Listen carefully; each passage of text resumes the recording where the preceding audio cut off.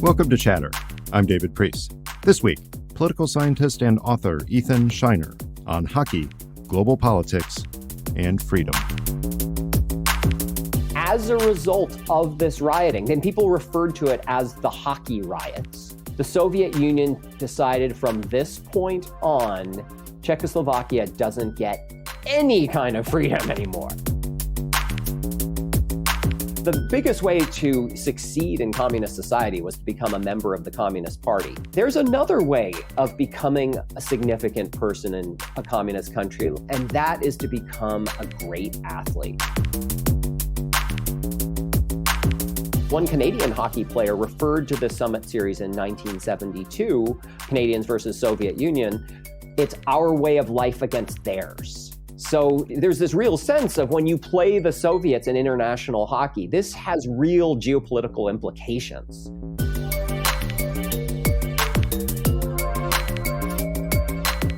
Ethan Scheiner, welcome back to Chatter. Thank you so much for having me twice. This is really fun.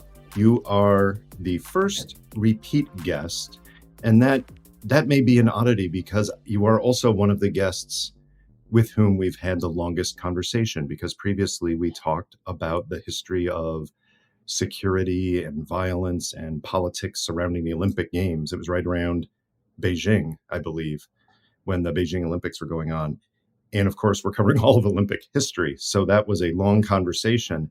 And yet, in that entire conversation, we only spent maybe 2 or 3 minutes talking about one of the best sports and politics stories of all time, which I wanted to isolate and talk explicitly about here. So welcome back as our first repeat Chatter guest. What do you think your initiation ritual will be? I'm pretty sure, assuming, given, that this is the world of podcasting, I'm pretty sure it'll be interpretive dance, which the listeners will really enjoy. But if that causes any problems, I'm sure we can move on to something like a cappella. Well, given that you do interpretive dance while talking normally, that's nothing special. But maybe we'll just see how it goes. And if the second conversation does not go well, then I'll prank you at the end. But yeah, to build on that earlier thing, I will link in the show notes to the previous conversation for people who do not remember our discussion on the long history of international politics and sports around the Olympics, particularly. But today we're gonna focus on one sport that we barely touched on there, and this is because of two things. One is you've been spending years researching and writing a book, Freedom to Win, which is what we'll talk mostly about here today. But it is at the same time that I was kind of thinking about these intersections of international politics and other issues of culture and history and entertainment. And I realized that among the big 4 sports in the US, baseball, football, basketball, hockey, all of them have an international component, right? You can't talk about baseball without realizing, there's some Cold War issue with Cuba and the popularity of baseball in Cuba. Basketball and the internationalization of the NBA in recent decades. American football trying to spread internationally, although not a lot of international politics stories involving that. Hockey stands out because hockey is all about international politics, and time again, there is something that's happening in the non-sports world that intersects with the hockey world. And you being an expert on politics and sport, tell me if that observation is wrong or if there's something to it. I think that's completely right. And the funny thing is I got into noticing the hockey component of all of this, the importance of hockey in world politics, kind of through the back door. I mean, initially I was looking at, all the other types of sports, the sports that are, the ones you just talked about that are very popular in the United States, the typical Summer Olympic types. But as I started studying more and more the link between politics and sport, it became actually unavoidable what a link there was between hockey and global politics. And I think the reason for it is actually very straightforward. I mean, you listed off the big 4 in the United States. Well, for the most part, only three of those are particularly United States of America sports, at least up until 1992. since 1992, and the Dream Team in the 1992 Olympics. Basketball has become a real global phenomenon, and other countries have only become really competitive, since then, or more recently, actually. But hockey, for years and years and years, it is the major team sport played by most of the NATO and Warsaw Pact countries, including the United States. So you had soccer, which is huge in the rest of the world, but the United States pays so much less attention to it, particularly on the men's side. But also, the rest of the world wasn't terribly competitive in baseball, American football, basketball, but hockey was something everybody played. And at least in the north, in the NATO and Warsaw Pact countries. And it was also, from very early on, really, really important to the Soviet Union. So therefore, it got wrapped up in Cold War politics. So as a result, you end up seeing all sorts of major world political events getting wrapped up in hockey. And so it makes it the perfect area to look at the link between politics and sports. I was amazed recently at one micro lesson in this, which is that, I've been talking to and have some friends in Finland and Sweden and other areas. And obviously in the last year, conversations are largely about issues involving Ukraine and how it changes the European security landscape and politics within these countries as it relates to interest in joining NATO and things like this. And what I found is some Swedish and Finnish political commentators, and more specifically security experts, are almost in lockstep when it comes to analysis of these things and talking in a way that almost sounds like speaking with one voice about the importance of preferably joining NATO together, although that didn't happen, and the analysis of what it takes in Ukraine, until Sweden and Finland played each other in hockey. And then suddenly I'm seeing people go after each other, not violently, but in a polite way, yet still aggressive when it comes to Sweden and Finland on the ice. And that was really interesting to me. It was beyond just the playful elbowing that you might see if, the United States played any random country in the World Cup. I mean, it was all in. It was a whole country coming together about this game between Sweden and Finland. And that struck me as really interesting, that there can still be this very, not just healthy competition, but a lot of national pride going into these hockey matches. It's really fascinating. It's also sort of lovely. It's one of these areas where you see sport not bleeding over into horrible feelings between countries. But yeah, that's right. I mean, these two countries have been allies for a long time, in part because, Finland was actually part of Sweden for such a long time. They've had this, terrific and very special geopolitical relationship. But yes, when it comes to hockey, you've got something completely different going on here. And a lot of people from Finland will openly say, a large part of this is because we have sort of this big brother, little brother relationship.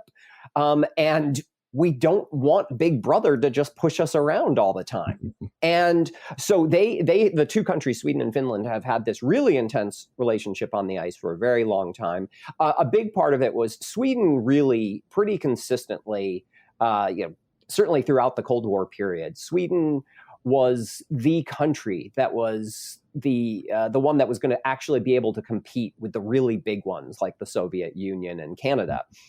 Sweden had consistently a very good team. And in fact, for the story we're going to talk about today, Sweden actually plays the spoiler in a number of times when playing Czechoslovakia. Finland was consistently just behind the group, the big group. And so here's one example. If you look at the 1970s, Sweden was pretty consistently finishing in third in the World Championships or the Olympics, every now and then jumping up to second place, all throughout the 1970s. Finland, meanwhile, was consistently fourth place, consistently out of the running. I think Finland didn't even win a major medal in a major international play until 1988. And so it was just constantly looking at Sweden as, why can't we beat them on the, why can't we top them in these really, really big events? And so, yes, their matches are incredibly intense. And in fact, some of the greatest hockey players in the world from each of those countries who would then go play in the NHL talked about this rivalry very respectfully, but also with this intensity of we desperate to beat them, and they would give it to each other so hard on the ice. As you said, they got very aggressive with each other. Well, you mentioned Czechoslovakia in there, and I do want to spend most of our time talking about that because you found a way to tell a story that is both one of the most compelling multi-generational sports stories that I've read, which is about the Holik family and others in Czechoslovakia, but also is a compelling retelling of the Cold War and the Czechoslovakian experience in the Cold War as part of being within the Warsaw Pact with all that brought. So I want to really focus on that. So let's set the stage a little bit on the first part, though, the origins of hockey in Czechoslovakia. People who pay attention to hockey now do know that there are some absolutely remarkable players. Some of the best in the last few decades in the NHL are from Czechoslovakia, or now from the Czech Republic or Slovakia. But hockey really wasn't a thing in Czechoslovakia as early as it was in several other countries. How did hockey develop there and take that up to the point where the Soviet Union is now, in a sense, controlling Eastern Europe? Yeah, the story of hockey in Europe is generally quite interesting. So Canada gets credit for creating hockey. The fact is a bunch of different countries around the world were playing different forms of hockey for quite some time. Canada developed what we call Canadian style hockey, with a flat puck, 5 skaters on the ice, all that sort of thing. Europe had a very different style for a long time that was referred to as bandy hockey. It was a ball, more players on the ice, a lot like sort of a combination between field hockey and soccer. And in the early 1900s, you really start seeing some European countries adopting the Canadian style of the game. And Bohemia, the precursor to what was much of Czechoslovakia, decided to take up this new Canadian style hockey and go compete in international play. It was going to be just an intra-Europe tournament. And so a bunch of guys decide, from Bohemia, they're going to go compete. The thing is, though, as they are on the train to go to the tournament where they're going to play, they realize an important point, which is they've never actually seen the game played before.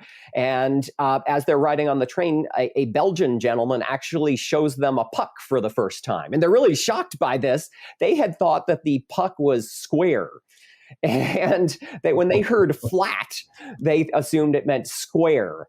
So that's a big surprise to them. And they get to the tournament, and having never actually played this Canadian style hockey, they get destroyed. They do terribly, but they think this sport is wonderful, and they come back and decide they're really going to put their all into playing this sport, and they start to train more seriously. But they confront a really serious problem in Bohemia at the time, which is it's not really an ideal place for sports played on ice, because the ice doesn't stay around too long because it's typically not cold enough for very long. So right before they're planning to go off to a tournament, all the ice melts, and so they can't really practice, and so they decide they're not going to go off and play. So the following year, they say, okay, we're going to get back into this. And again, the ice melts, and this time they've got a plan in place, which is they wax down wooden boards, and they practice hitting pucks off these wooden boards. It's kind of like ingenious to do this sort of thing. And somehow this gambit works, and they do incredibly well in European pre-war hockey. They become one of the best teams in the pre-war in Europe. So, okay, they seem to have this good hockey team. Czechoslovakia becomes Czechoslovakia in 1918. They continue to develop their hockey. They really are one of the best teams in Europe. And then World War II hits. And of course, the Nazis take over much of the Czech regions of Czechoslovakia. And Czechoslovakia has a huge advantage during this time, or rather, the Czech players in the lands there have a huge advantage in that they can't really go anywhere. They're stuck in this occupation. Now, generally, that's a horrible thing, but it's a major advantage for the players because in being stuck at home, it meant they could practice and play a lot of hockey. And it was actually a significant form of entertainment for people in the occupied region at the time. And the players loved it because they actually got one of the number one rewards a person could get during occupied World War II, which was they got food for playing. In a time that food was scarce, they got paid in food for playing their games. So as World War II ends, and well, they get liberated by the Soviets. The Soviets help kick the Germans out in May of 1945. Czechoslovakia is, first of all, grateful to the Soviets for helping liberate them. So there's a lot of pro-Russia feeling in Czechoslovakia at that point. And their hockey team is very strong in 1945 because they've gotten to play a lot. And so in the first World Championships in ice hockey after the war, Prague hosts the tournament. And it's this incredibly exciting thing at a time where the country was having difficulty rebuilding. It was a very difficult time. But they get to host these wonderful World Ice Hockey Championships. And Czechoslovakia is doing quite well in the tournament, but you brought up Sweden earlier, and I mentioned that Sweden plays spoiler to Czechoslovakia quite a bit in ice hockey. Sweden beats Czechoslovakia in a major match and in the 1947 World Championships. So it seems that all is lost for Czechoslovakia in these World Championships. The King of Sweden even sends a congratulatory telegram to the Swedish team. And so the people in Czechoslovakia are very sad about this, and they decide, well, to help ourselves feel better, we're going to go off and watch the opera in Prague. And they go watch The Barber of Seville. And this is being played during the final match between Sweden and Austria. Sweden still had one more match to play. And all it has to do is beat, Austria was not especially good at hockey. And if Sweden beats Austria, Sweden will win the gold medal of the tournament. And partway through The Barber of Seville, which is being played during the hockey match, a character comes out, still in character, on the stage and sings out, "Go tell the master, Austria is beating Sweden." And the whole crowd goes wild. And sure enough, Sweden loses the match and Czechoslovakia wins the 1947 World Championships. And this is really important because, again, Czechoslovakia wasn't a place for a lot of ice. And it was a country, as in much of Europe, that people loved soccer. But this incredible victory, this world championship for Czechoslovakia, made people in the country, really sit up and take notice and say, we're really good at this sport. And they really came to embrace it. And so Czechoslovakia became, it was clear Czechoslovakia was one of the world powers at this point in the late 1940s in hockey. And that really made it one of the popular sports back in Czechoslovakia. Okay, so it seems like at this point you've got two things going on, right? You've got the popularity of the sport. Now you have a rallying point because they've had success internationally. You've got a lot of people in the country, happy with the Soviets because they certainly didn't like the Nazi occupation, as it were. But there's still some discontent, and especially with some individuals who were suddenly business owners finding themselves without a business because they had some run-ins with the new communist system.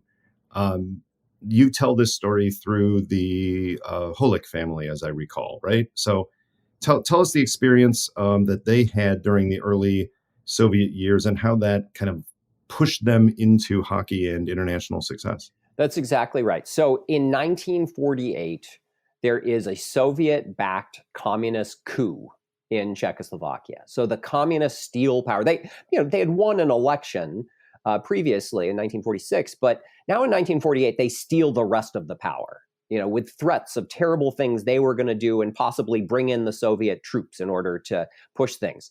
And so with the new communist government, things in Czechoslovakia get terrifying. There are, people cannot speak freely. They will get arrested if they say anything bad about the government. They, in fact, bring people up on false charges and execute people that they deem to be a threat. They actually want to terrify the public into doing whatever the government wants. And they take away private property. They take away businesses. At first, it's just the big businesses, but then they break it down even to the small, very, teeny level. And the central family in my story is a family called the Holeeks, or the Holeek family. And the Holeeks had a butcher shop. This butcher shop was the center of their world. And the communists took away the Holeek butcher shop. And this was, naturally, this was devastating. This was happening to people all over the country who had their private property, their personal businesses taken away from them. But there was one big advantage to it, which is previously, when you've got your family business, you throw everything into making that business thrive. You have your kids come in and work in the business. Anything to make sure that business thrives. Well, now there's no point to having the kids come in and work for you. You're earning a paycheck doing whatever the government wants you to do, essentially. So don't have the kids come in and work. Help the kids thrive in some way. Well, the biggest way to succeed in communist society was to become a member of the Communist Party. That wasn't going to happen with the Holeeks. They weren't going to join the Communist Party. They hated the Communist Party for what it had done to them. So the father, the butcher, sat there and said, there's another way of becoming a significant person in a communist country like ours, and that is to become a great athlete. And he decided he was going to train his kids to be great hockey players. And he would get them up long before the sun would rise during the winter to make sure they could get to the ice before it melted. And he trained them to be great. So it becomes almost political from the beginning, right? It's an option of playing the system against itself so that the kids don't have to go through that. No surprise, these kids end up growing up and becoming some of the best players in Czechoslovakia. And we won't walk through all the stories that are in your book about them growing up, but it's just a remarkable personal story. But we get to the point in 1968 where Czechoslovakia experiences in a different way what Hungary did in 1956, which is attempts to break free even just a little bit politically from the Soviet sphere, do things a little bit differently, and the Soviets don't like it. So for the people who haven't studied that in their Cold War history class, first tell the brief story of Alexander Dubček and the Prague Spring, and then talk about how hockey played into that during the actual crisis and its immediate aftermath. Yeah, and just to give a tiny bit of background on the Holeek family. There were two brothers, as we said before. There's Yaroslav, the older brother, who was a wild man. He was he fought anybody. He was constantly getting into arguments and actual fistfights. He would fight with anybody on his team. He did not care who you were. He would fight you. His younger brother, Jiří, was exactly the opposite. He was just cheerful, happy-go-lucky. But Jiří was also perhaps the greatest skater of any hockey player in the world, and actually made his first Olympic team for Czechoslovakia in hockey when he was just 19. And the two of them had a best friend, Jan Suchy, who grew up in their same small town. So one of the things that's wonderful about this story is these three boys, the two Holeeks, Yaroslav and Jiří, and then their best friend, Jan Suchy, they all grew up in this town of 10 to 15,000 people, and they became stars on the national hockey team.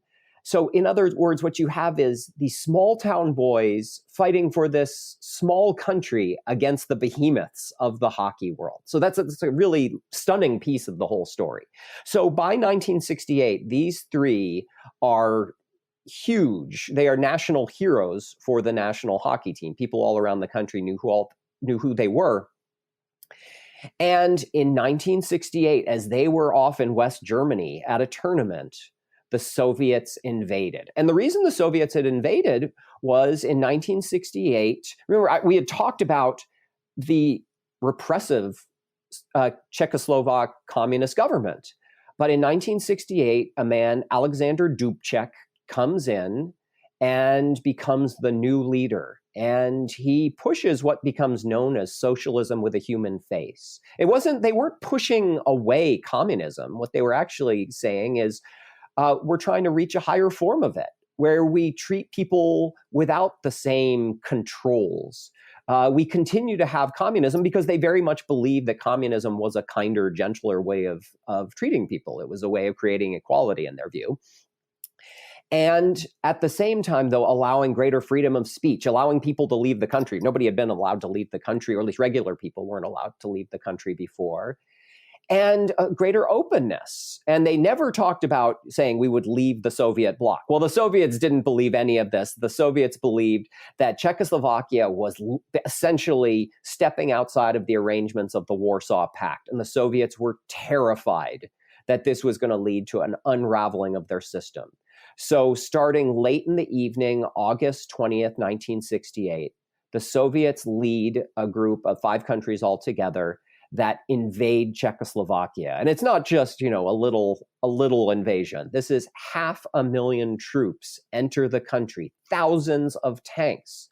So people in Czechoslovakia wake up on August 21st with tanks in the streets and utterly devastated about, what are we supposed to do here? And, with 500,000 troops, it's not like the people of Czechoslovakia could really fight back.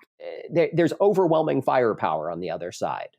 It didn't help the Czechoslovak side that all the Warsaw Pact troops of each country were actually made part of the Warsaw Pact troop framework. So in essence, the Soviet leaders had just as much a direct line to the Czechoslovak troops as the Czechoslovak leaders did. So incredibly difficult to fight back in any way. So at a certain point, the people of Czechoslovakia feel like we have no way to fight back. This is not, these are not troops we can fight back against. And it also quickly becomes clear that as the Soviets, impose their will in Czechoslovakia, all the freedoms that the people of Czechoslovakia had started getting with the Prague Spring in 1968, all these freedoms are very quickly disappearing. And it becomes this sense of, are we going to lose everything? And a huge part of, Czechoslovak culture when it came to a sense of freedom was when Czechoslovakia, actually, I do want to go back to something, if I can, a piece that we didn't talk about, which is back in 1950, when Czechoslovakia was at the top of the hockey world internationally, the Czechoslovak communist government imprisoned the national team. They feared that the Czechoslovak national team was going to defect. And at first, it seemed like it wasn't going to be a big deal, that they were just going to give them a slap on the wrist. But before long, it becomes serious imprisonment, where, in fact, 2 of the players were sentenced to 15 years in the uranium mines.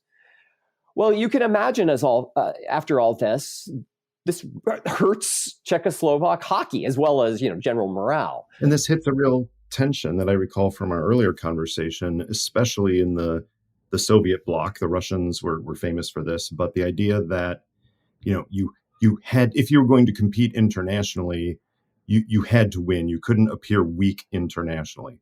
Well, the Czech government or the Czechoslovakian government at the time may have felt that, this was some kind of a threat if this team defects, and that's bad. On the other hand, aren't they kind of hurting their own hockey legacy and making it tough for them to win internationally for the next few years? The Czechoslovak government made a clear decision that it was willing to undercut its success in sports and its own, propaganda in terms of, the greatness of the country for the purpose of trying to instill terror in society. And this was something that it shouldn't have been surprising that Czechoslovakia's government would do this. I mean, for one thing, they became slavishly devoted to the Soviet Union, constantly talking about how great the Soviets were. But in fact, when I talked about earlier, there were, political witch trials in Czechoslovakia, the government actually put to death the second most powerful figure in Czechoslovakia, completely making up that he had actually been plotting against the government. So they were more than willing to undercut powerful figures in order to demonstrate their devotion to the Soviet Union and to instill terror in society. That's absolutely right. But so, okay, going back to the hockey part, so Czechoslovakia becomes, sharply weakened as a result of, imprisoning the entire team. Meanwhile, the Soviet Union over the early 1950s becomes really good at ice hockey. And so there becomes this sense, and in fact, 1954, the first year that Soviet Union plays in a major international tournament, the World Championships, the Soviet Union wins the tournament, wins the gold medal of the tournament. And then in 1956, wins the gold medal in the Olympics. And so the Soviet Union is quickly becoming really good at hockey. By 1963, the Soviet Union is the clear dominant international hockey force. So people in Czechoslovakia, I did lots of interviews with people in the Czech Republic and Slovakia now. And I would just bring up, I'm writing a book on hockey in Czechoslovakia. And people always had opinions about this. And I had heard that what I'm going to say is true, but I actually also ran into people who said they believed this very thing. People in Czechoslovakia believed that they were not allowed to defeat the Soviets. What do you mean by that? They weren't allowed to defeat, that the Czechs were good enough they could, but they basically played to lose? Many people in Czechoslovakia, including many of the players who had been imprisoned, believed that the team in 1950 had been imprisoned because the Soviets wanted to become better than Czechoslovakia at hockey. And then that once they reconstituted their team, that Czechoslovak teams were intentionally losing to the Soviets. This is something that the people believe. Now, I also spoke to hockey players who were devastated by this idea. I still remember one interview I did with one of the great hockey players who I didn't bring up this idea at all. He brought it up. He said the people thought we were losing on purpose. And he had tears in his eyes as he looked at me, speaking to me terribly seriously and saying, we never would have intentionally lost. We never would have done that. But as one taxi driver said to me, oh yeah, they were intentionally losing because they were forced to. Okay, so coming back to the Soviet invasion of 1968, people in 1968 in Czechoslovakia thought, oh, we're finally getting our freedoms. And then the Soviet Union comes in and takes those freedoms away. So people then are wondering, how far does this go? Do we go back to having to lose in sports as well? We don't even have the freedom to win in sports. And so it just happened to be that exactly 7 months after the invasion, the 1968 invasion, we had the 1969 World Championships where Czechoslovakia would play the Soviet Union. And so I talked about, this is a chance for revenge. This is a big part of what people in Czechoslovakia felt. They couldn't get revenge any other way, but they could do it if they could somehow fight back on the ice. And so one of the great joys of writing this book was I spoke to Czechoslovakia-born, I think she's both U.S. and Czech citizen, Martina Navratilova. So Martina Navratilova, the great tennis player, had been born in Czechoslovakia. She eventually defected to the United States. But she was a kid and remembered throwing rocks and an apple at a Soviet tank at the time of the invasion. But she played hockey as a kid. And I asked her specifically about her memories of the matches against the Soviets in 1969. And remember, this is a country that wants revenge, and they also feel like every freedom is being taken away. And she said to me, the hockey games went beyond sports.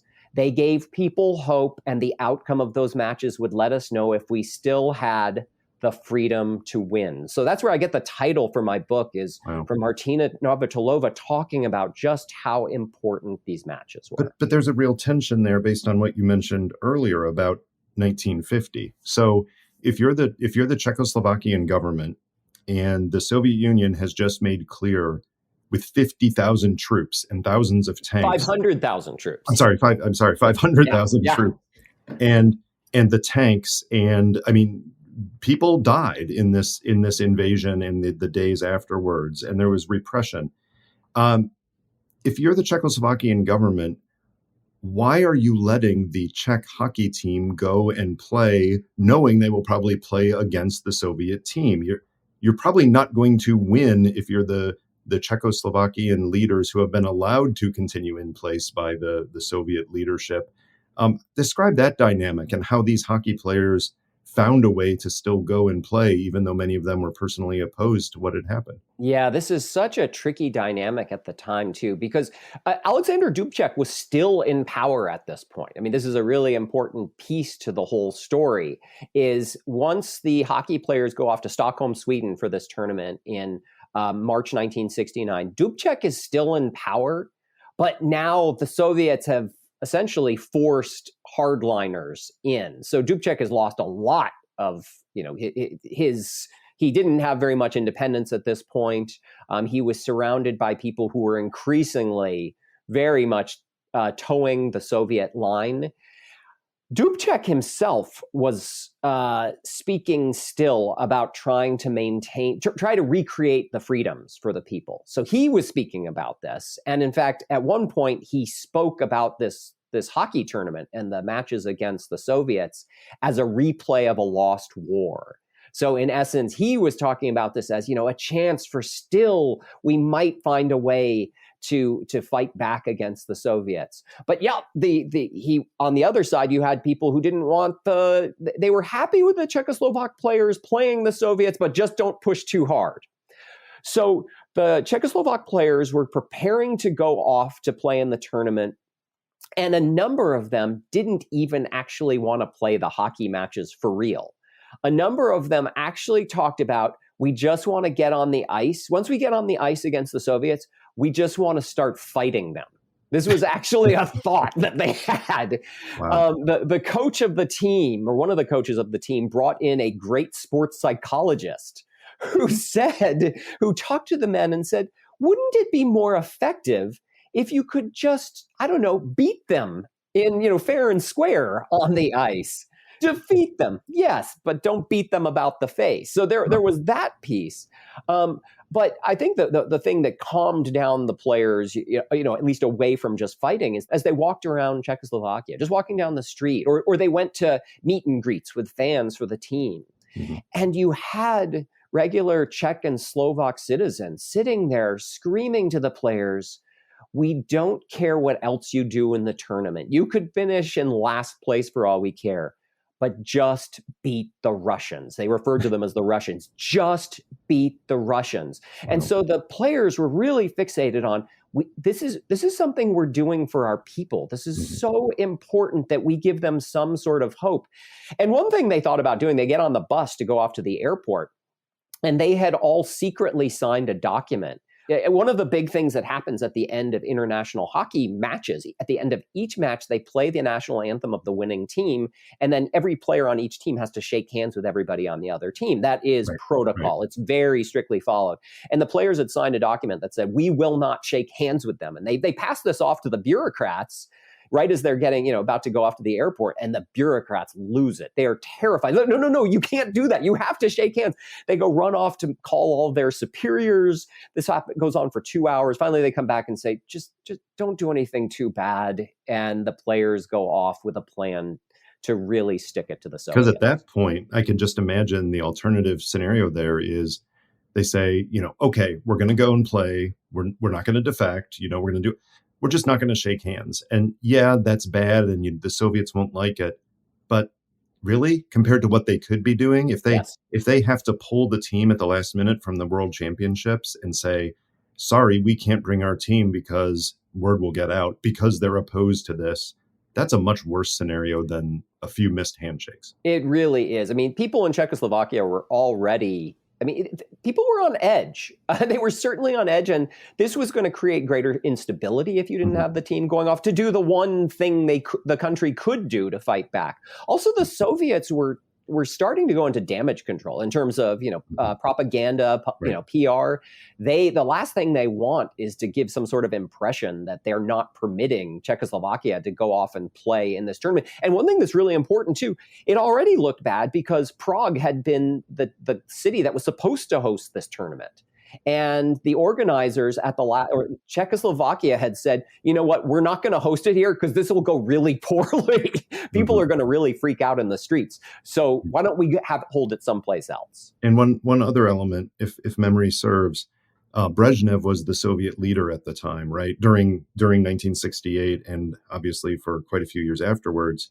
But wasn't Brezhnev a huge hockey fan? Brezhnev was a massive hockey fan. He was putting incredible pressure on the Soviet team to win. And one of the things that people have learned over the years, not only did he medal in Soviet league play, rather, he attended all the big matches. He medaled with the league just generally.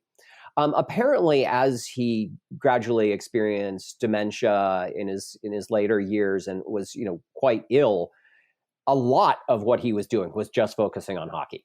Hockey just became one of the few things he would really keep his mind on during his final years. Wow. So yes, Brezhnev had been the leader of the Soviet Union in 68, had ordered the invasion, and Brezhnev did not want things messing around with the hockey world because that could do all sorts of damage. And yet things were about to get messy. So tell us the story of the 1969 World Championship and what happened when they were there and got to play the Soviets. So there were, one of the things about 1969 is it was a year a tournament in which every team played every other team twice. So that meant Czechoslovakia was going to get 2 bites at this apple. And the Soviet Union was, without question, the best national hockey team in the world. The Soviet Union had won every world championship and every Olympic Games since 1963. So they were a completely dominant team in hockey. And one thing to point out at this point, if I get my history of hockey right, this is before the early waves of European players playing in the NHL. We'll get to later on talk about defections and things, but then the opening up and the ability to the point now where you have team after team, including one of the teams in the recent Stanley Cup Finals who had has a captain, from Finland. You have all these European players in the league now, but 1969, you've still got a Soviet team where all of the best players are basically professionals, often on military teams. And it is the best of the best. They have not been, in a sense, diluted by going overseas and not coming back for championships like this, right? That's completely right. I mean, the NHL back in 1970 was almost, just short of 100% Canadian. There were almost no players from the United States even then. There certainly were almost no players from Europe. That was something that didn't happen until a number of years after this 1969 championship. Meanwhile, the Soviet Union put the resources of the state behind its hockey team. It trained literally millions of children from a young age to play the Soviet style of hockey. So a big thing the Soviet Union had done is created essentially what was a new style of hockey that was much more like soccer. The Canadian style was much more of a vertical game where you knock the puck straight down the ice and people go chase it and try to score there.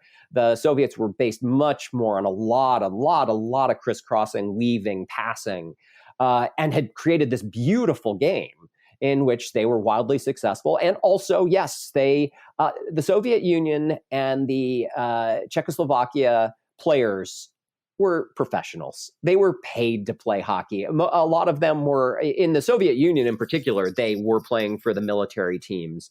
In Czechoslovakia, they played for a variety of different teams. My main characters, Yaroslav and Jiří Holík and Jan Suchy, actually played for the army team in Czechoslovakia.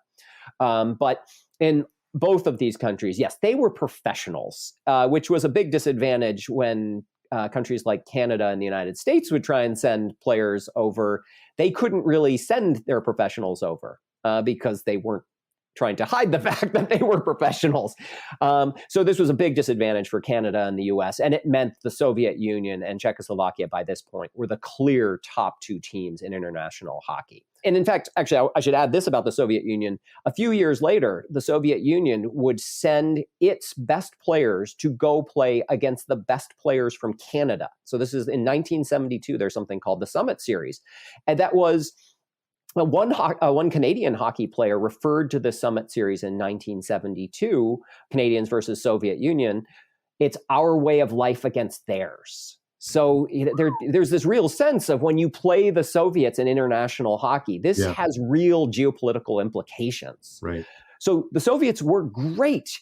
And in this Summit Series in 1972, the Soviets essentially played dead even with the Canadian All-Stars.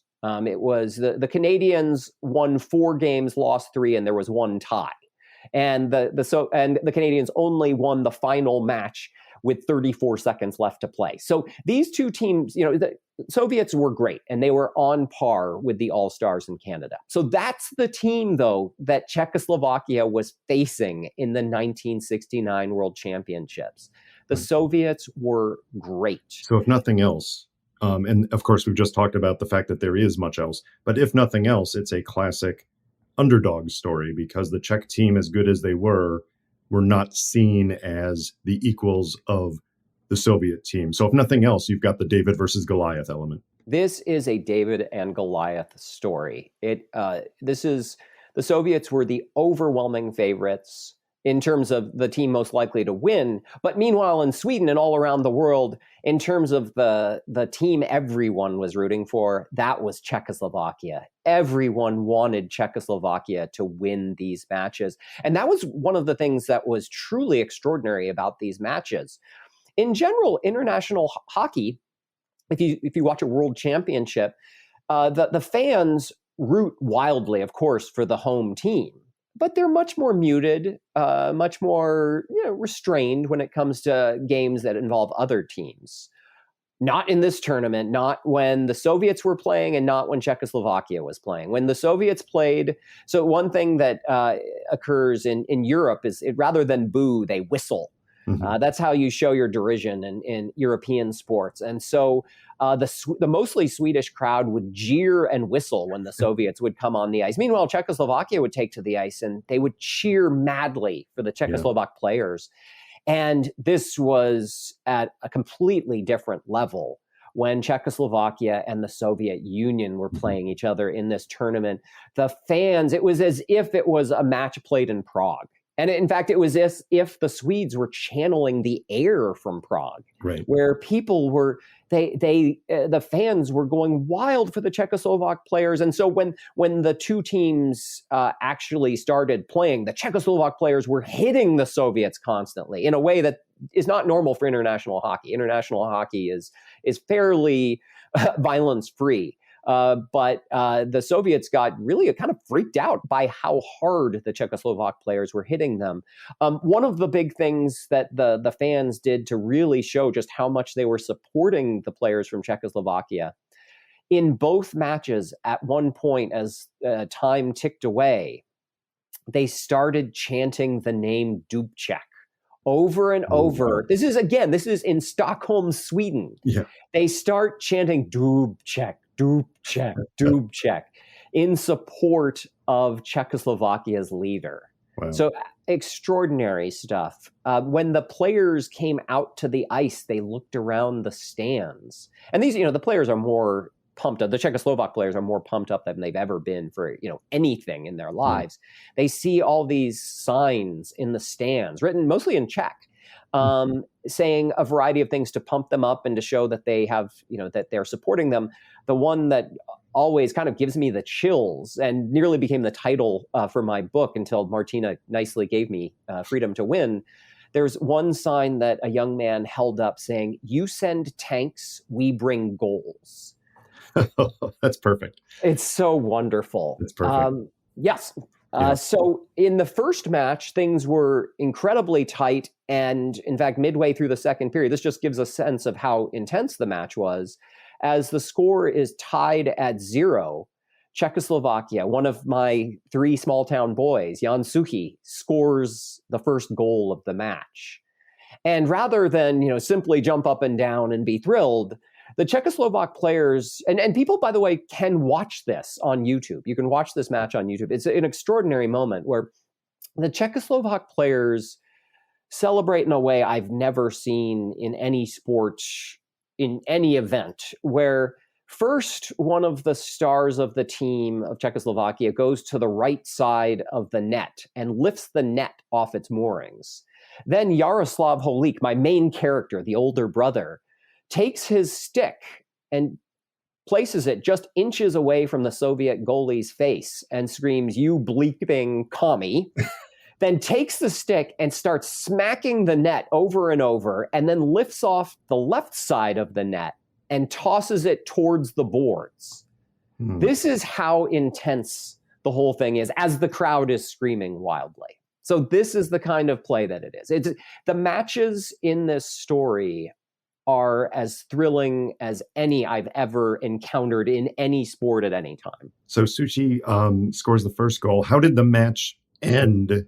And then this is still the first match, right? This is still the first match. The match ends with Czechoslovakia winning 2-0.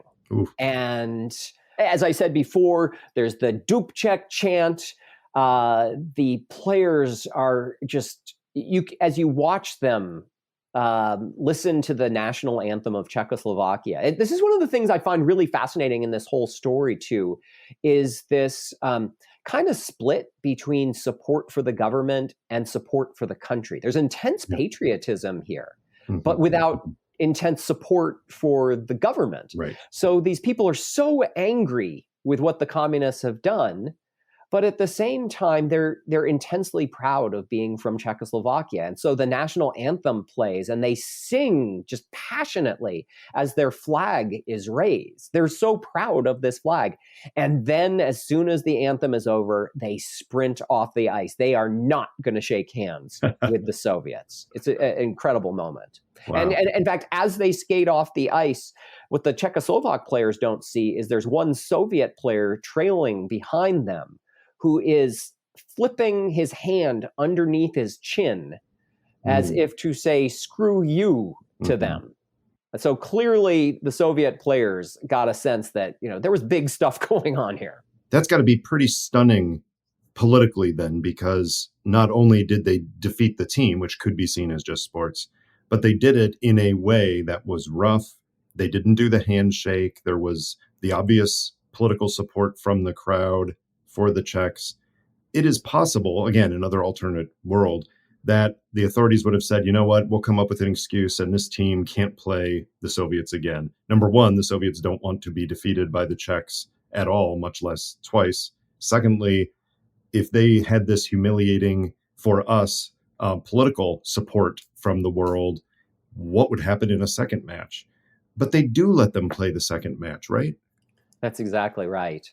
And the rumors around Stockholm, they're going to play the second match. The rumors around Stockholm is that Brezhnev and the government are pushing the Soviet players even harder now. The Soviet players had been surprised by the level of hatred by the Czechoslovak players. They were shocked by the actions of the crowd. They couldn't believe it. I mean, the Swedes are famously neutral, and that the Swedish fans would be going at them so hard was shocking. So the Soviet players now had a chance to kind of shake this out. Yeah. They had a chance to say, okay, that was that game. We can get it back together. They went back to their hotel where there were all these statements. Basically there was literally billboard material. There were things, taped up on the walls talking about the importance of communism and how these players were, working on behalf of communism and how they were working on behalf of the Soviet Union. And they were getting lots of pressure to do this correctly this time. You must win this. On the flip side, the Czechoslovak players were even more intent upon defeating the Soviets this time, or one more time. They were getting telegrams from people, hundreds and hundreds of telegrams from people back in Czechoslovakia. You've got to beat them again. What you've done is so important for us. But the Czechoslovak players also say, this time a handshake withholding a handshake is not enough. We need to do more. And sure enough, my main character, Yaroslav Holik, the older brother, who is this firebrand, who is constantly looking to do and say things to push the buttons of those he's opposed to, is part of a group that decides that they're going to go a little bit farther this time. And what they do is they decide to mess with their jerseys.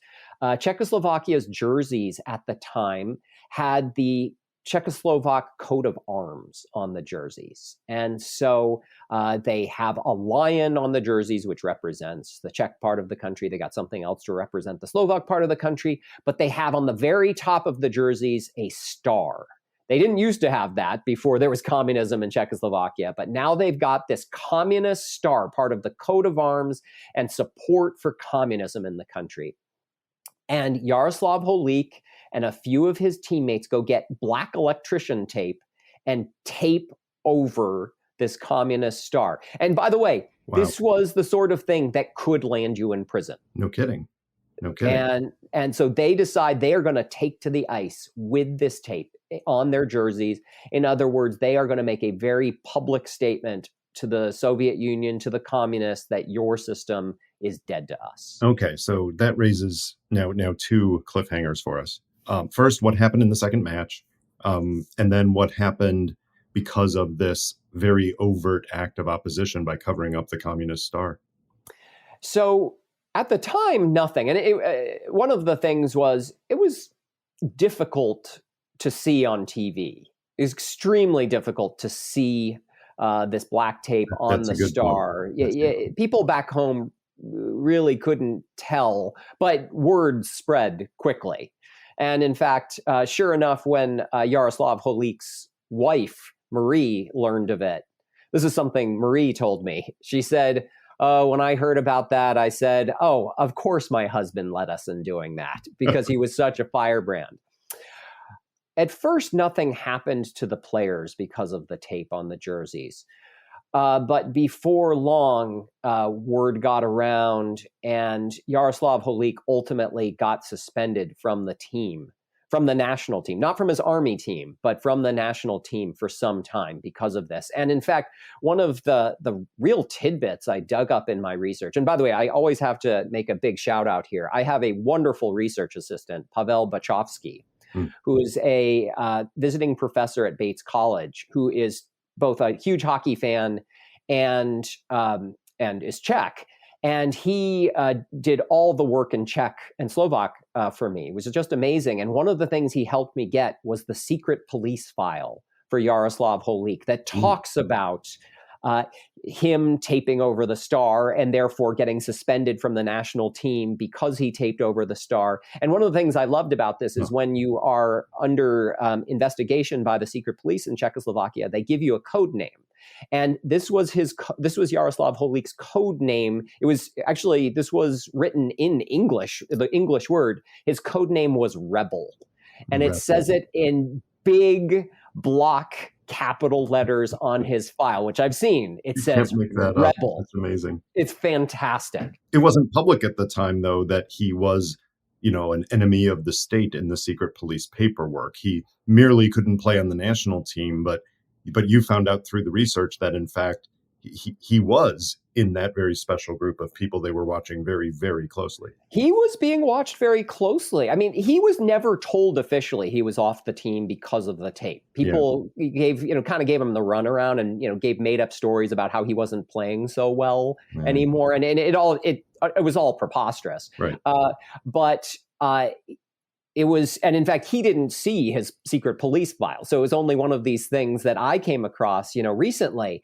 But the secret police file, not only did it call him rebel, say he was off the team because of him taping over the star, but he was placed in what it actually, the secret police report says, we recommend you place this report under the hidden enemies folder. Oof. And so Wow. he was clearly being watched because of his actions here, and because he was generally very outspokenly Yeah. anti-communist, and he wouldn't hold his tongue. Okay, so you answered that cliffhanger. Go back to the first. What happened? What happened in the second match at these 1969 World Championships? This match was an extraordinary match. I mean, you've got all the energy. You've got the men taping over the stars. You've got the Swedish crowd overwhelmingly rooting for Czechoslovakia. But you also have the Soviets back in it now. They've got their heads together. In the first game, they hadn't played especially well because they'd actually appeared kind of frightened a little bit, just off their game. Now they're playing brilliantly again. So both teams are playing incredible hockey against one another. Czechoslovakia quickly takes a lead, but then going into the third and final period, it's tied up. It's we get to this incredible series of attempts by each side to score, and Czechoslovakia ends up winning 4-3 as the Soviet Union is desperately trying to make a comeback to win. And yet again, the crowd is chanting Dubček, Dubček, Dubček. The players are overwhelmed with emotion. And in the stands, you've got the Czech and Slovak journalists are even crying at what is just unfolded. As the national anthem of Czechoslovakia is playing, you've got people with tears streaming down their faces, singing passionately as they never have before. The Czechoslovak players again leave the ice without shaking the hands of the Soviet players. And one thing I left out before, the feed gets cut from both games so that the people back in Czechoslovakia never see the withholding of the handshake. Now, it's unclear if this was done on purpose or not. Right. But it certainly happened that it was cut. We don't know quite why, if that was just the end of the game was over or it was being done on purpose. Yeah. And one of the Czechoslovak announcers, talks about, go, celebrate. This is wonderful. And as the feed gets sent back to the newscasters in Czechoslovakia, one news anchor says, I toast this victory, with wine. Usually I just drink tea, but I toast this with wine. And as a result, both of these journalists end up getting in big trouble and end up getting fired. It's perfectly innocuous, but they end up getting fired for reasons having to do with the events that follow these matches. So I don't know if you want to go there now or if you want to talk more about the matches. Yeah, the matches definitely sound like they were intense, and the team was channeling all of this pent up aggression from the people, right? Getting revenge on the ice because the people can't stand up against 500,000 troops and tanks. What's interesting to me is the effects of this. There's the short term and the long term, which are both inspirational. Like people celebrating on the streets because they can celebrate this. Of course, you can celebrate hockey, even though there's the subtext of the political situation. But in between, there's a really dark period because the medium term is, the journalists lose their jobs. Some of these hockey players are kept away from the game they love at the level they love because of the stance they took. But it sets the seeds for 20 years later. So many people that you talked to during the Velvet Revolution time when the Soviet Union did collapse and communism was rolled back in Eastern Europe, so many people in Czechoslovakia cite this as kind of the flame they held onto. So that's right. You've got this really interesting short term, feels really good. Medium term, but it actually doesn't change things for well over a decade. And then in the end, it actually was inspirational for people who made the ultimate change in the government. That's exactly right. And actually, I want to talk about this short term for a sec, too, that points to just how important this all is. So there's this short term jubilation. There's incredible feeling back in Czechoslovakia. So one thing I hadn't pointed out earlier, when 500,000 troops invaded, this is 500,000 troops in a country, coming to a country that only has about 14 million people. So the number of troops per citizen, there's no way Czechoslovakia can fight back against that. So it's a very small country. So you've got these, we had 93% of households with televisions having their televisions on during these matches. As I said earlier, I spoke to all sorts of people about their experience during this time. I spoke to one woman who had been in her early 20s at the time of the games. And she said, "Oh, what's your book about?" And I said, "Well, it's about hockey in Czechoslovakia." And she said, "Oh, I'm so sorry. I have no interest in hockey." And I said, "That's all right. Just tell me about your life. What do you remember about 1969? And she goes, "Oh, that was the year we fought the Russians on the ice. Those were such incredible games." "Did you watch them?" "Oh, yes, I watched both of them." Well, she and 500,000 people, by the way, this woman I spoke to was 8.5 months pregnant when these games unfolded. And she and 500,000 other people took to the streets after the second victory. They held up signs that listed the scores of the matches. But in fact, one person carried a sign that said, just shows how political it is. This person's sign said, "Dubček 4, Brezhnev 3. This was a political thing. It was fantastic. But very soon, the celebration of 500,000 people turned into riots. Tens of thousands of people started to riot. The big thing was the riots in particular occurred anywhere that there were Soviet barracks, and there were a lot of places with Soviet barracks in the country. So this is in the immediate hours after the second match, March 28, 1969. So regular people were going to Soviet barracks and throwing bricks, lighting things on fire, throwing them at the military houses. All sorts of things like this, but the biggest one was in Prague. So the big Prague meeting place is Wenceslas Square.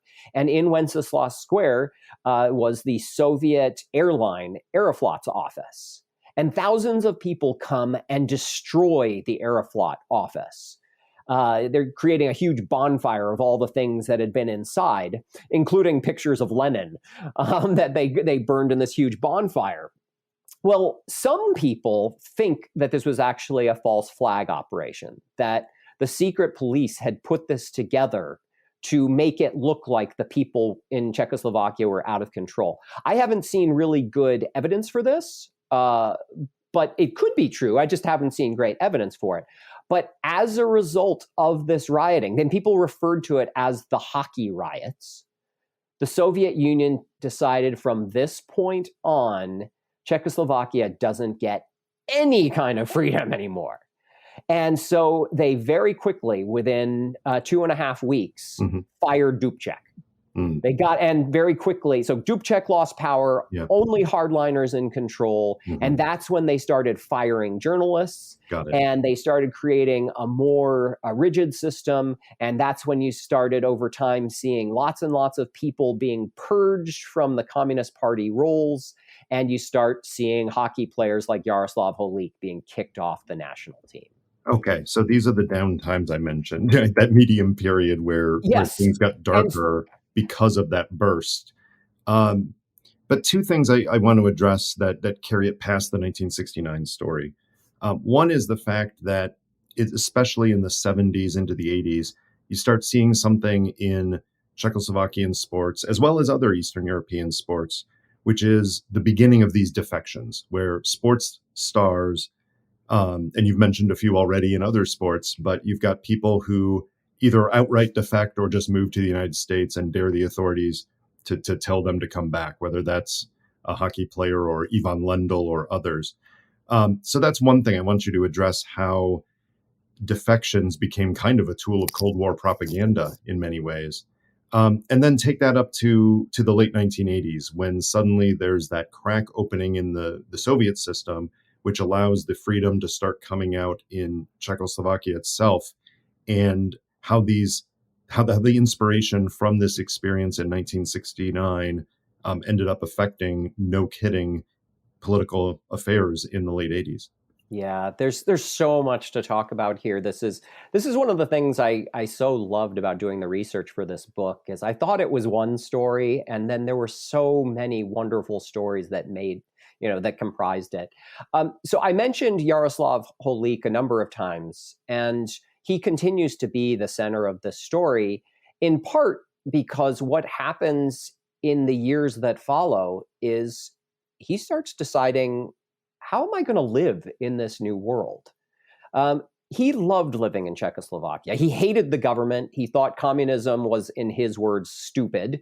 He thought the whole system just made lazy people, in his words. But he loved the life he had there. He was a sports star, so things were much easier for him than for a lot of people. And he was getting older. He never planned to go abroad, but he started having kids. He had his first child in 1968. He had his second child in 1971. And he looked at the world in front of him there and saw how difficult things were for regular people in Czechoslovakia. And he said, I am going to train my children to be sports stars. He was going to train if he had a daughter, he had decided he was going to have a daughter. Mhm. He was going to train her to be a tennis player. Sure enough, he had a daughter. He trained her to be a tennis star. He said, if I have a son, I'm going to train him to be a hockey player. He had a son. He trained him to be a hockey player. And the purpose of this partly was, he knew the world of being a sports star, and he knew how much better life could be for a sports star, but he had a bigger idea. And that was, he wanted to train his kids to have skills that would allow them to escape.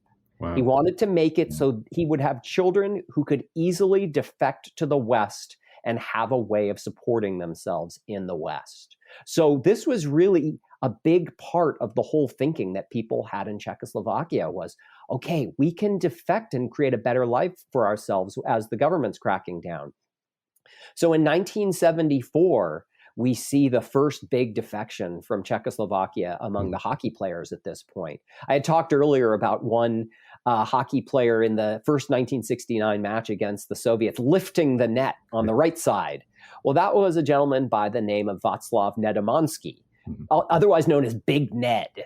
And Big Ned was the greatest offensive player in Czechoslovakia. He was incredible. He was so handsome. People loved him. He was sort of like a rock star in that way. And in 1974, he found a way to sneak out of the country and head to Canada, where he continued to be a hockey star. Mm-hmm. And in fact, the West delighted in this, and the Eastern Bloc was terrified of what was happening because this was a big propaganda win for the capitalist nations, especially because Big Ned happened to show up in Canada just after Baryshnikov, the ballet dancer, had defected from the Eastern Bloc as well. And so egg was all over the face here of the Warsaw Pact. From there, you start having more people defect. You have Martina Navratilova defecting not long afterwards. And there are a couple reasons that these people wanted to defect. One was, they were being restricted by the communist government. They couldn't make as much money, and they were being limited in how much they could travel outside. And they were being told that if you do things we don't like, we're going to stop you from being able to play your sport. Perhaps the most thrilling of these defections involved an entire family, the Stasny brothers, who were from Bratislava in Slovakia. And they had there was a family of 6 kids, but there were 3 brothers in particular who became massive hockey stars, including Peter Stasny, who became the greatest player in the country. And all 3 of them snuck out of the country in just thrilling fashion. Really extraordinary how they went about doing this, including having Austrian super duper police forces holding guns to try and keep potential communist agents at bay. And so you continued to see this throughout the 1980s. Over time, there was this drip, drip, drip of whenever a young Czechoslovak felt like he could get out and create a greater life for himself playing hockey in North America, you had so many of these guys doing it. And many people may not know Jaroslav Holík's daughter, although at one point she was quite prominent tennis player on the circuit, but they certainly will know his son if they've paid attention to hockey. So briefly tell the story of Bobby and how he came out of Czechoslovakia. So incredible. This really, the story of Jaroslav and his children is really stunning. I mean, this is a case of, a person decided that his children were going to be wildly successful in sports. And boy, he delivered, or rather they delivered. Andrea actually became the Wimbledon junior singles champion. She became one of the top young tennis players in the world, which led to potential issues where the Czechoslovak government was very worried about her defecting, and with very good reason. Bobby Holik became one of the greatest players in great junior hockey players in the country. And earlier you talked about how much inspiration there was for these players based on what had happened in the earlier years in 1969. So Bobby Holik had been born in 1971, and he was part of a group that came of age immediately following these 1969 matches. So they grew up, all the kids in this era grew up on stories that their parents told them about, look, the Soviets invaded us. The Soviets still occupy us. And so these kids grew up on the bleeping Russians are here and how much they hated them. And they grew up on stories of how Yaroslav Holik, Jiří Holik, and these other men, these young men, had fought the Soviets on the ice and inspired the nation. So they still looked back at how their country had been able to fight back against the Soviets through hockey. And so what happened is you had a whole generation of boys who were obsessed with hockey and played hockey and saw it as the way to fight back against the Soviet Union. And the way I describe it in the book is it was sort of ironic. The Soviets, in their invasion, actually created the inspiration for the greatest generation of hockey players Czechoslovakia had ever had, a country that had had great hockey players. So Bobby Holik comes of age in the late 1980s. And Bobby has become one of the great young players in the country. He was deemed at one point, it was between him and Pavel Bure. So Pavel Bure was the star young player for the Soviet Union. Soviet Union wasn't letting anybody escape during these years while Czechoslovak players were escaping. So Pavel Bure was this great young player, and NHL scouts said, if we could draft anybody in the world, and we knew they could come, the first two players in the draft would be Bobby Holik and Pavel Bure. Well, the concern was these two guys won't be able to come. So, what should we do? Well, as this is all going on, late 1980s, another great Czechoslovak tennis player had moved west. So this is Ivan Lendl, the great men's tennis player, the most successful in terms of just domination and holding the number one spot for the most weeks in the 1980s. Ivan Lendl was this dominant tennis player in the 1980s, and he just got sick of being held back by the communist government in Czechoslovakia. So unlike Martina Navratilova, who had announced that she was defecting, Lendl just stopped coming home. He just said, you know what, I think I'm going to live in my mansion in Connecticut. And becoming a big, sports star in Connecticut, he was tapped to become part of the senior brass for the Hartford Whalers hockey team. And so he was a major advisor, on the advisory board for the hockey team. And Lendl, like, all young men from Czechoslovakia at this point, had been a massive hockey fan and had actually been a huge fan of Yaroslav Holik. Lendl would go to games in Czechoslovakia, sneak out onto the rafters at games so he could get a better look at Yaroslav. And he said to the Hartford Whalers brass, if this Bobby Holik kid is anything like his dad, he's going to be great. And sure enough, the Hartford Whalers make him the 10th player picked in without the NHL knowing draft. if they can ever get their hands on him. They use their top draft pick to get him. And that without knowing if Bobby Holik will even come to the West. And meanwhile, there were all sorts of, there were things in papers that suggested Bobby Holik may have already defected. So the single person I spoke to the most in writing this book was Bobby Holik. Bobby Holik was an extraordinary help in this whole project. He spoke to me as much as I needed. He introduced me to his family and introduced me to anybody else I needed to speak to. And I sent Bobby a clip from the LA Times saying, Czechoslovak hockey player may have already defected. And Bobby said to me, well, that's pretty funny because I was back in Czechoslovakia back then. I had no idea any of this was going on. And I was just trying to become so great that I could make it to the West.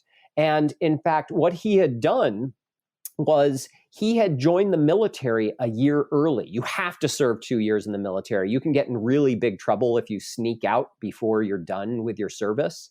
And he had decided, I'm going to join the military a year early. So then I can serve my 2 years and find a way to defect and get to the West. And of course, he does and ends up playing, trying to remember, New Jersey? Is that where I remember him playing? So he starts with Hartford. He does, in fact, go to the Hartford Whalers, but he ends up getting traded to the New Jersey Devils, where he becomes a star. He becomes a really integral part of the New Jersey Devils, helps lead them to 2 Stanley Cup championships, and he also makes 2 All-Star teams. He is a really terrific player in the NHL. Well, there's so many other stories here, but I do want to save them for readers of the book. But there's one I do want to close on, which is, Czechoslovakia breaking out from under the Soviet yoke and eventually splitting into the, Czechia or the Czech Republic and Slovakia.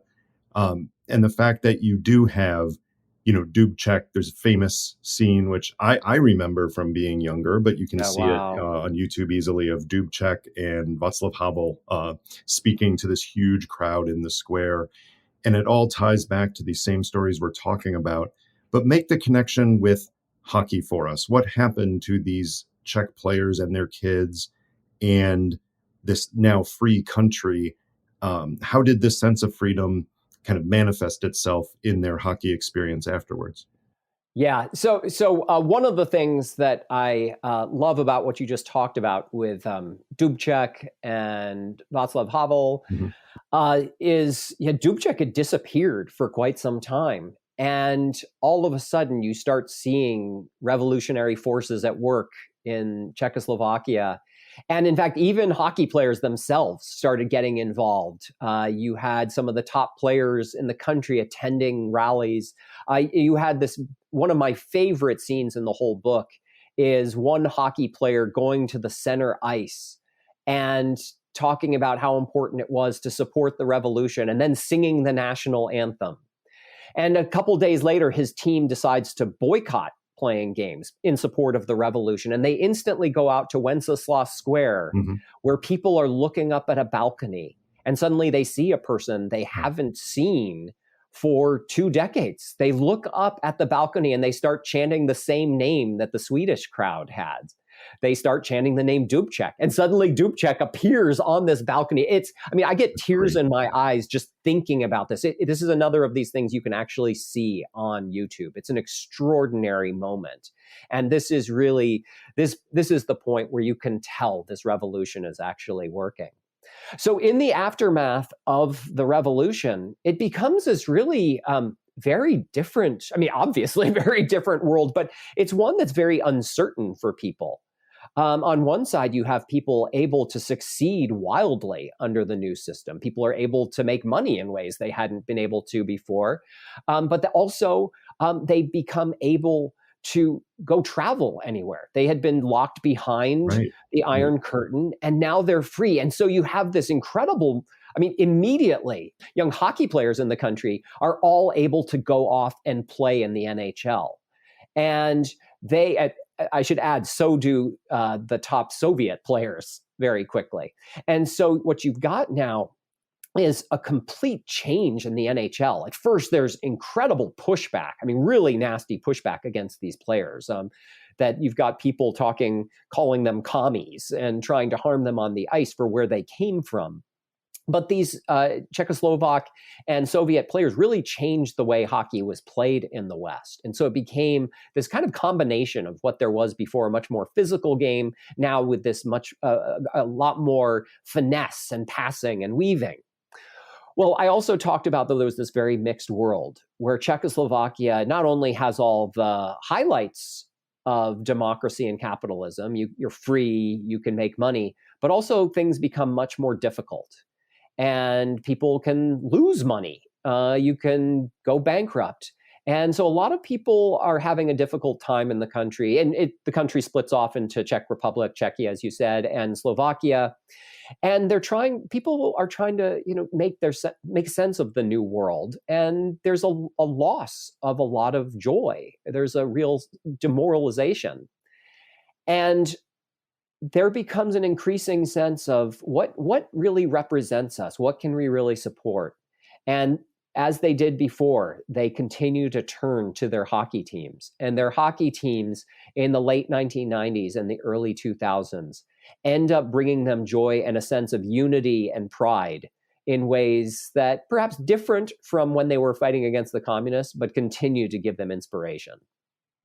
This is there's just the tip of the iceberg for all the stories that you've addressed. And so I'll point out again, the book is Freedom to Win. And it does have a subtitle, which is longer than most Czechoslovakian village names. But in summary, it's a Cold War story of the hockey team and how the people reacted to it. I got to add, there's one part of the subtitle that I do want to add on this that I didn't mention in the whole discussion, which is "and Olympic gold." This book cannot end until we have a major match in which our team is playing for the Olympic gold. So I just want to underline that. Oh, that's right, because the one thing that maybe we left unsaid is in 1969, the Czechs beat the Soviets twice. And there are these many cases of taking it to the Soviets and even in future years of having great success. But it's almost like some kind of curse on the Czechoslovakian team that even when they have these great victories, when it comes to getting through that round and getting to a final match, they just can't take the Olympic gold or the world championship. They cannot take the Olympic gold. But That's it does happen, right? It just might happen. Yeah. Yes. Okay. Well, we'll leave the mystery there for people who aren't international hockey fans. They will read the story and appreciate it there. But I do want to end by asking you a question from our chatterbox. Again, the chatterbox is wise, so hopefully it will not ask you the same question you had before. I do remember the question from before. It was if I could move to any country. That's right. If I could go, you said you wanted to go back to Spain. Yeah. Yes, yeah. Exactly. The chatterbox wants to know if you could give one piece of advice to your 20-year-old self, what would it be? Oh my gosh. The number one thing, I actually think about this quite a bit because I do have a 17-year-old son, and I think a lot about the type of advice I want to give him. And the number one advice I do give 17-year-old son, and that if I could go back to 20-year-old me, it would be say yes more. The more things that you get offered to do, say yes more frequently. So one of the things I have found is I tend to be sort of a cautious person, and people say, hey, let's go to fill in the blank town over the weekend. And I too often say no, that, I would have to restructure everything that's already set up. And I think the more that you can say yes and just try to go out and do things you hadn't planned on or things that sound fun, join organizations or join clubs or play a sport, whatever it is. Say yes to new things more. Great advice. Ethan, thanks for returning to the show and chatting with me. Congratulations on a book that's getting praise from two very different quarters, which is praise from the sports journalists and the hockey community, but also from Cold War scholars and historians. We appreciate you joining us. Thank you so much. This was really fun.